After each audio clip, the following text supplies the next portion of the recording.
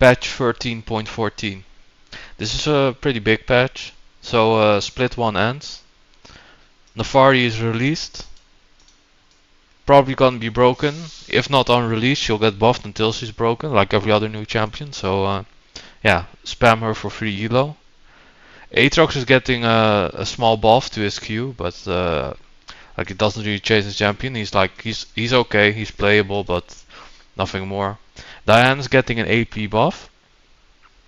So the shield strength is going up, but it doesn't really matter. And E damage has some extra AP scaling. If you're gonna play this champion, only play it with Yasuo. Otherwise, like, do not play it. She's pretty useless. Like, play it with Yasuo, go full AP. That's how I would play Diana. Play her jungle, that is, with the Yasuo mid. Hecarim, he's getting nerfed. Like, he was okay with the one-shot build, but now he loses, like at level 1 W, he loses 10 armor, 10 MR, which is pretty big. So he'll get very squishy. So I honestly will just stay away from him. There are better farm champions than Hecarim.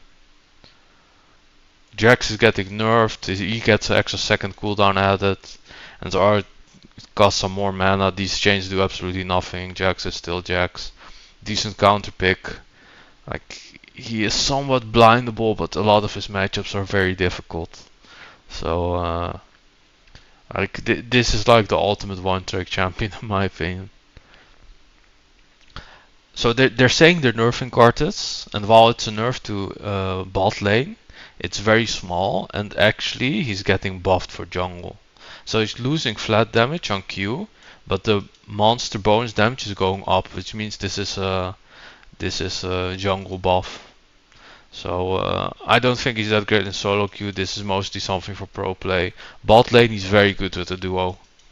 He's probably the strongest bot laner with the duo, and probably still is. This nerf is very negligible. Like, the Q nerf is very small, right? It's 2 level 1, 2 damage level 1, and when you put your second point into Q, it's only 1.5 damage per Q. So if you hit like 5 Qs, you lose 7.5 damage. Like, that's not a big deal. Very strong. Play in bot lane, please. Free elo. Kindred, they're reverting the HP and armor nerf he got earlier, so he's tankier again, but his Q damage is going down.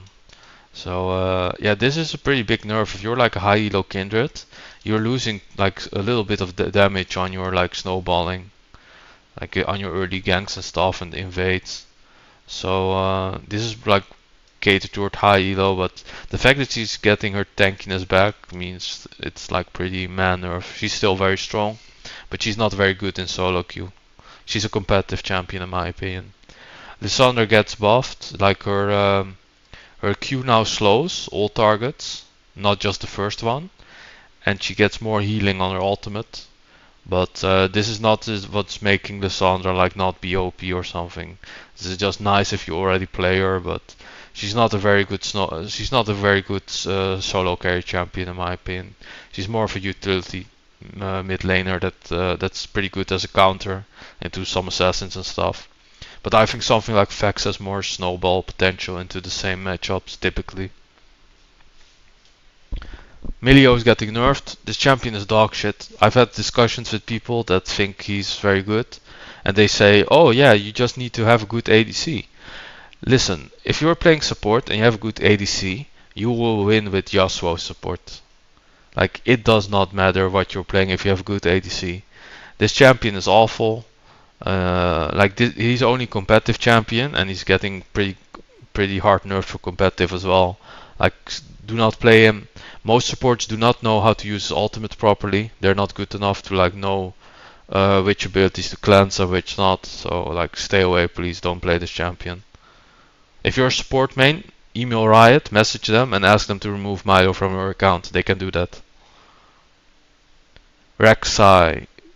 Rek'Sai is losing 5 damage on his burrow, on his on burrow, and they changed his E, so instead of scaling with bonus AD, it scales with total AD, and this amounts to about 10 damage nerf early, and it evens out as you get items.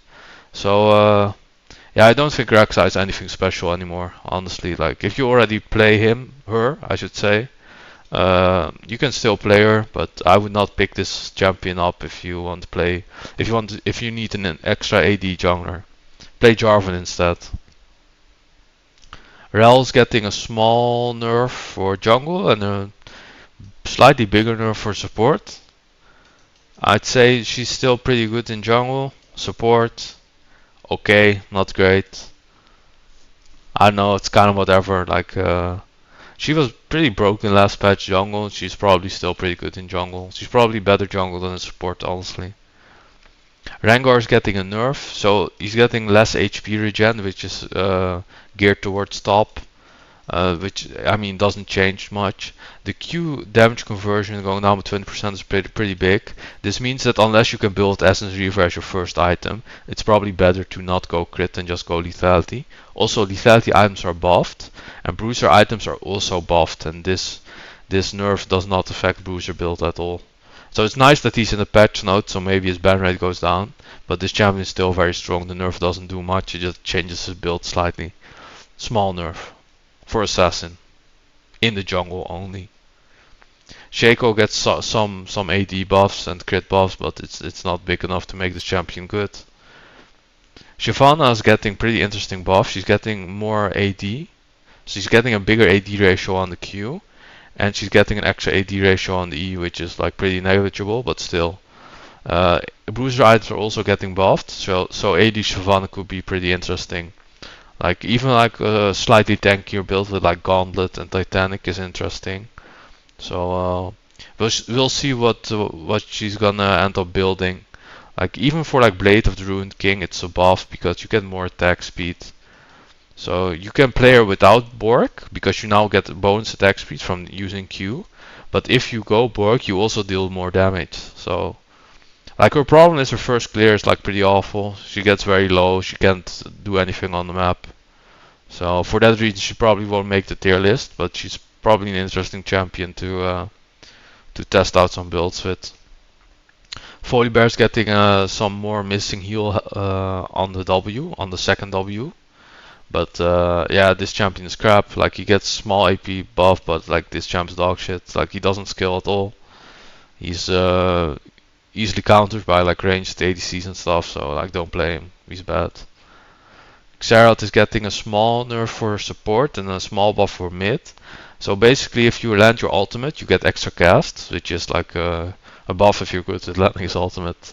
If you can like if you can like synergize with your team so you can get hits on it, it's pretty good. I think this champion is very strong in both roles, but he's very difficult to play mid. Support he's like pretty broken. Zyra's getting some quality of life buffs, which don't really like. They are small buffs.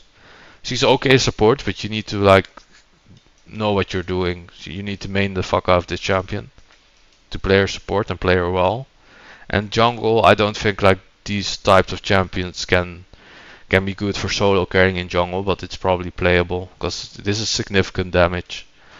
The plant damage is 40 at level 1 to camps, pretty big.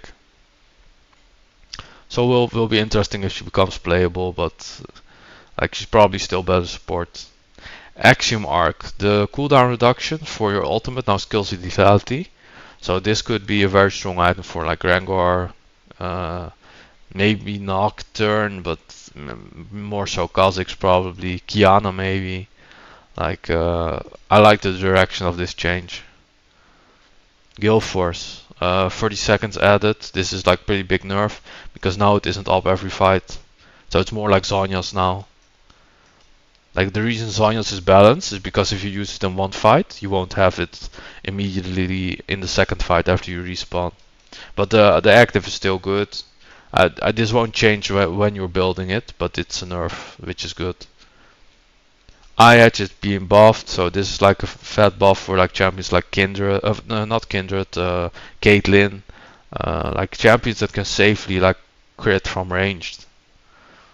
So like if you have a draft based around your ADC, which is usually not a solo queue, this makes the ADC even stronger. So ADCs did not need buffs, but they're getting it anyway. Prowess lethality is going up. So we remember we talked about Drangor earlier. Like these items getting buffed make it not be a big deal that his crit ratio is going down, because you can now build lethality and the items are stronger. Like on Rengar, you can probably build this second after Duskblade now, and like you don't lose out on a lot. Randuin getting some more crit reduction, damage reduction, but it's negligible. Like this item is okay if you play into multiple crits and that's it. Multiple crit champs, so like Yasuo, Kindred, ADC, that type of stuff. Shojin is getting 50 health and 100 gold, costs 100 gold less. This item is very good, it's just insanely expensive. But I would definitely consider building this on a lot of champions now. Spirit Visage is getting 10 magic resistance added, like very good item. This is probably the best go-to MR item right now. If you have any sort of synergy, it's worth it to buy it. Abyssal is very niche. You need like multiple AP champions on your team for it to be worth. And Force of Nature got nerfed pretty hard, so that's also very niche. You will need the movement speed to justify buying it. So Spirit Visage is the go-to MR item right now for tanks and bruisers. Shiv is getting small nerf to like the wave clear, and it will depend a lot on the type of champion you're playing and how you use Dematerializer for this to be like an item you won't end up buying anymore. So this is going to be very champion specific if you will still buy it, and it's also getting more attack speed. So if you can utilize the attack speed and you still have like good breakpoints with Minion Dematerializer for your wave clear, this can still be a decent item to buy. But the math is going to be a bit too complex because it's going to be champion specific on like what this means for your wave clear now. Sterx is getting buffed. This item is Giga OP. Like this item is so strong. Like this is huge for bruisers. I would start building this on almost every bruiser, honestly.